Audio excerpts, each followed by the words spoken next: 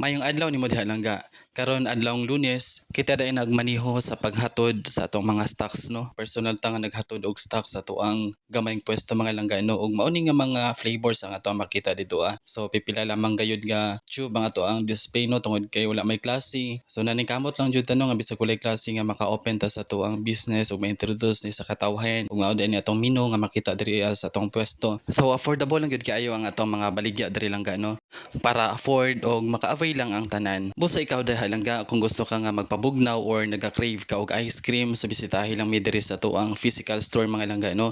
Located na siya sa Barangay Cruising Rubber, Tupi, South Cotabato beside CIT campus. Busa unsa pa inyong ginahulat? Ali na, pabugnaw ta. O gusto lang nako nga i-flex ning ato ang cart mga langga no. So mao ni ang kanunay nga maglibot-libot ug moadto sa inyong mga lugar. So abangin ninyo ni ha. Ug mao din ni ang nawong sa gawas sa atong pwesto mga langga no. So nagadawat po daita og mga special orders no. So 1 trip per tube lang ang ato ang charge mga langga no. Ug pasensya na mo ha sa ato ang pwesto tungod kay wala pa na siya na fully developed mga langga no.